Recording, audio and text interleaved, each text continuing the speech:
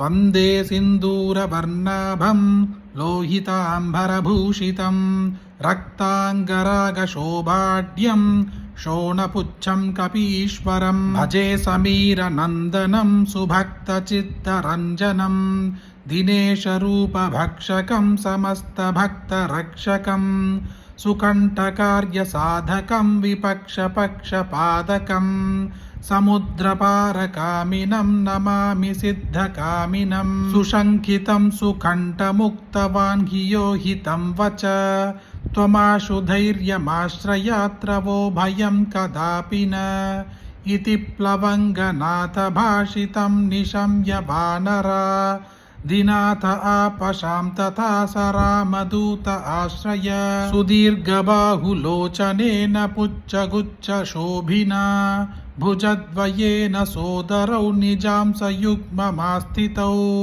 कृतौ हि कोसलाधिपौ कपीशराजसन्निधौ विदेहजेशलक्ष्मणौ समे शिवं करोद्वरं सुसप्तशास्त्रपारकं विलोक्य रामचन्द्रमा कपीशनाथसेवकं समस्तनीतिमार्गकं प्रशस्य लक्ष्मणं प्रति प्रणम्य बाहुभूषित कपीन्द्रसख्यमाकरोत् स्वकार्यसाधकः प्रभु प्रचण्डवेगधारिणं नकेन्द्रगर्वहारिणं पणीशमातृगर्वहृद्दशास्य वासनासकृत् विभीषणेन सख्यकृत् विदेहजातितापहृत्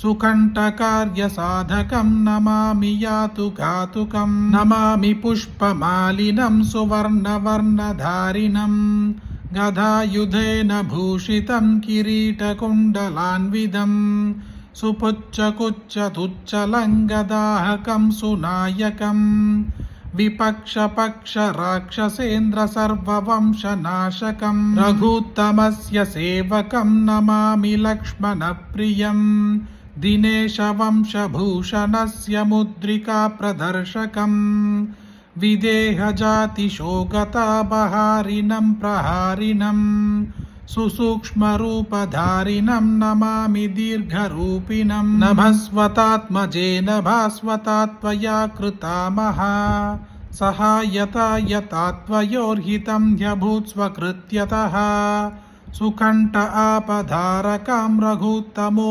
विधेहजां निपात्यवालिनं प्रभुस्ततो दशाननं कलम् इमं स्तवं कुजेन्नियः पठेत् सुचेतसा नरः कपीशनाथसेवको भुनक्नि सर्वसम्पदः प्लवङ्गराजसत्कृपाकटाक्षभाजनः सदा न शत्रुतो भयं भवेत् कदापि तस्य नुस्विहः नेत्राङ्गनन्दधरणी वस्त्रेणङ्गवासरे लोकेश्वराख्यपट्टेन हनुमत्ताण्डवं कृतम् इति श्री ಹನುಮತ್ತಾಂಡವಸ್ತೋತ್ರಂ ಸಂಪೂರ್ಣ. ಮಹಾಶಕ್ತಿಶಾಲಿ ಈ ಆಂಜನೇಯ ಸ್ವಾಮಿ ಸ್ತೋತ್ರವನ್ನು ನೀವೊಬ್ಬರೇ ಕೇಳಿದರೆ ಸಾಕ. ನಿಮಗೆ ಗೊತ್ತಿರುವ ಎಲ್ಲರಿಗೂ ಶೇರ್ ಮಾಡಿ, ಈ ವಿಡಿಯೋಗೆ ಲೈಕ್ ಮಾಡಿ. ಮತ್ತೊಂದು ವಿಡಿಯೋದಲ್ಲಿ ಸಿಗೋಣ. ಜಯ ಜಯ ಶಂಕರ, ಹರ ಹರ ಶಂಕರ.